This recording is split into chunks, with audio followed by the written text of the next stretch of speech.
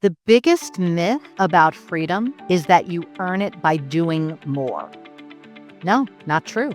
My name is Josselyne Herman-Saccio, and today we are flipping the script on the Be Unmessable With podcast. We're flipping the script on leadership, and we're also flipping the script on control. Because the truth is that if you want to scale your impact, your vision, your well-being, you have to stop doing everything yourself. Doing it all and having it all are two different universes.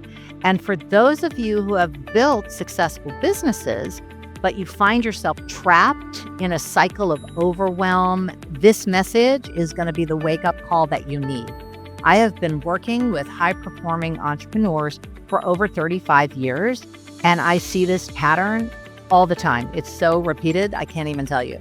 Brilliant leaders who've mastered making money, but are drowning in their own success. They are in a prison of their own creations. So in this video, we're going to explore why does delegation feel like such a threat to high achievers, and the real story behind what happens when success becomes a prison, really a constraint, and the success practice that I can give you so that your freedom can come back to you. Because here's the thing I've learned after decades of transformative coaching with all sorts of high performers. If your leadership still depends on your personal output, you're not free. You're trapped in a fancier version of survival. So here's the first point, the identity crisis, why high performers can't let go. So let's talk about delegation. For some people, this is like the worst word in the world. Not the kind of delegation where you assign a task and then hover. I mean the kind where you actually let go. You release. You empower someone to take full ownership of that area, that project, that task, where you release control. Sounds scary for some of you. That's because it is scary because you won't have your hands on all the particles. For high performers, delegation can feel like a threat. And there's an actual psychology behind this because according to research from Harvard Business Review, high achieving leaders often self-sabotage through controlling behaviors with beliefs like, I can do it better, or they're not going to do it the way I want them to do it, or it's going to take me too long to train them. But here's what's really happening when they're saying that. We've trained ourselves to equate worth with doing, accomplishment with grinding, and trust. That's hard when your identity has been built on, I got this, I'll do it better than anybody, I'm just going to get it done faster and better. So if you're caught in this impossible bind, your brain is literally overwhelmed from doing too much. But the act of letting go triggers an identity crisis. It's almost like one more thing to do. Because if you're not the person who handles everything, who are you? That's how you identify as the fixer, the fire putter outer. And this is where most entrepreneurs get stuck. They think the problem is time management or better systems or better team members, but the real issue is way deeper. Your identity as the person who gets things done and saves the day is actually limiting your leadership capacity. True leadership isn't about doing. It's about designing a structure that lets your vision live beyond you and get fulfilled without you. So the second point is when success becomes a prison. This is a story about Carolyn, okay? Let me give you an example that illustrates this whole thing perfectly. Carolyn had the win of a lifetime. She had launched an event for her business. She had worked for months to put this thing together. And it was an incredible experience. The event was totally sold out. The feedback from everybody was phenomenal. And she felt like she was like finally hitting her stride as an entrepreneur. Well, then what happened immediately after the event was she found herself in overwhelm. She was overwhelmed with people reaching out to her, saying they wanted to meet with her. Everyone had ideas for her. Her inbox blew up with collaboration possibilities, requests, speaking opportunities, and potential partnerships, right? So her stomach blew up too because the stress was literally making her sad. It was like bullets coming at her. What was missing? Support. infrastructure, a system for filtering, organizing, and acting on the energy she just generated. She unleashed energy, but had no place to put it. And this is the trap that so many successful entrepreneurs fall into. They create something amazing, but they haven't built the systems to handle the success. So instead of freedom, which would be what they say they want, they get overwhelmed. Instead of expansion, they get exhaustion. This is a very common thing that happens. So according to a Gallup study of Fortune 500 CEOs, those with high capacity for delegation consistently outperformed their counterparts who struggled with delegation. But here's what's actually really interesting. It wasn't just about the business results. The CEOs who could delegate effectively reported higher levels of personal satisfaction and work-life balance. I mean, logically, that makes sense, but it's something people struggle with. This is where leadership shifts. You have to build a team around the vision, not around you.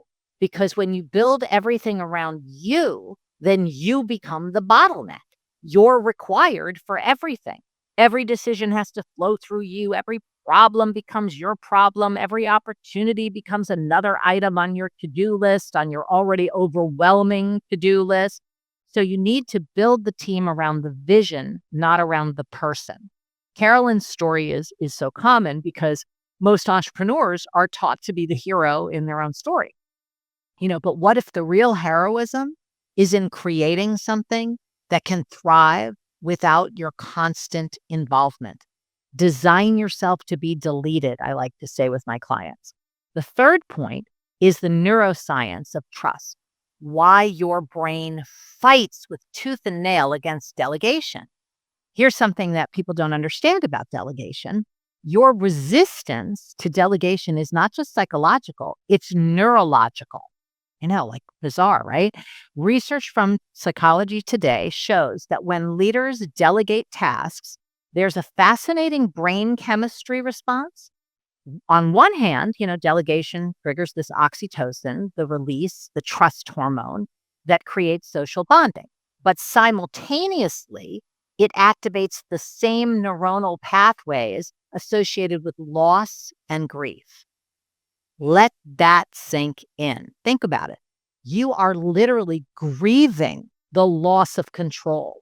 Your brain interprets letting go as a threat to your actual survival, even when logically it's the right move. You need to release to expand. And this is compounded by what researchers call perfectionism paralysis. High achievers often struggle with delegation because they fear that the tasks won't meet their standards. Like nobody can do it as well as you. But here's the irony. This perfectionism is actually what's keeping you trapped in the prison of your creation. And I see this with my clients all the time. They'll say things like, it's faster to just do it myself. And no one can do it the way I want to do it. Or it's going to take too long to train the person. And that might be true. But what they're really saying is, I'd rather be indispensable than free. Which do you want?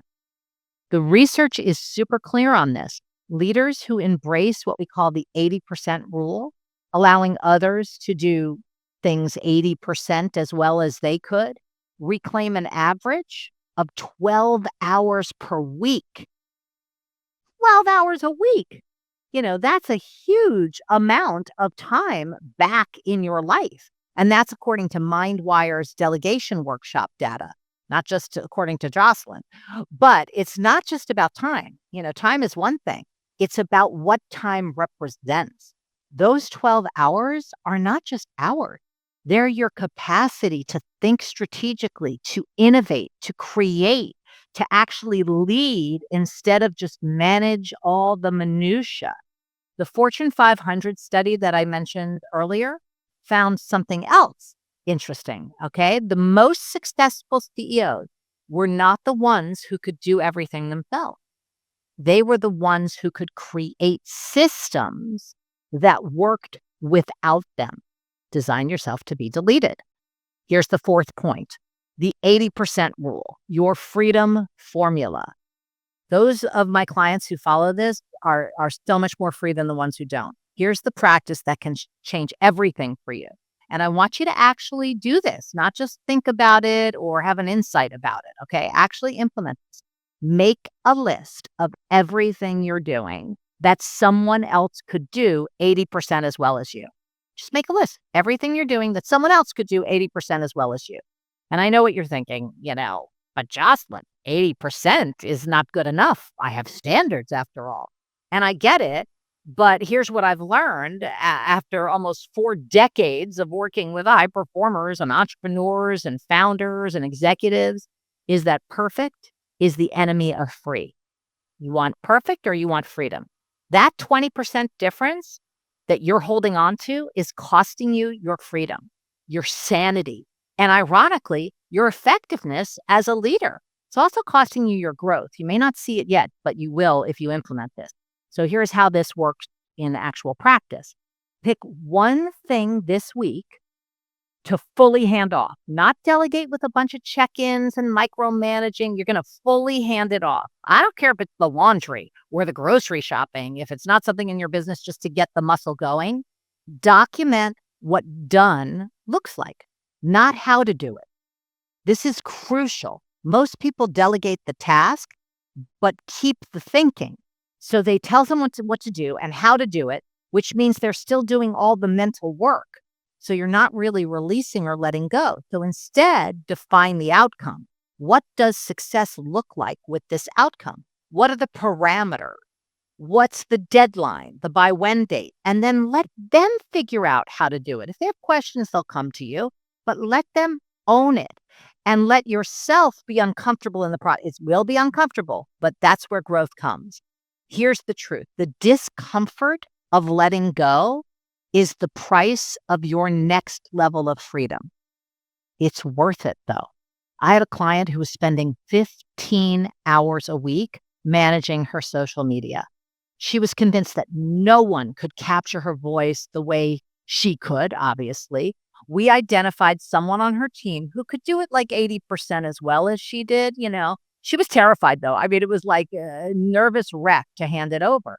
But within a month, not only was her social media performing better, it was actually growing.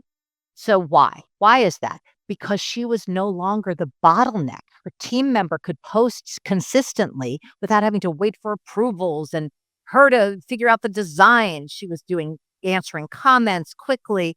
And in that area, instead of trying to juggle it herself, she released it to somebody and it expanded. And she had time back, 15 hours a week back.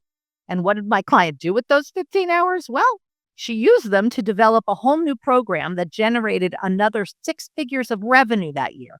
So that 15 hours was not only released, then what came into her space was growth, was revenue, was freedom.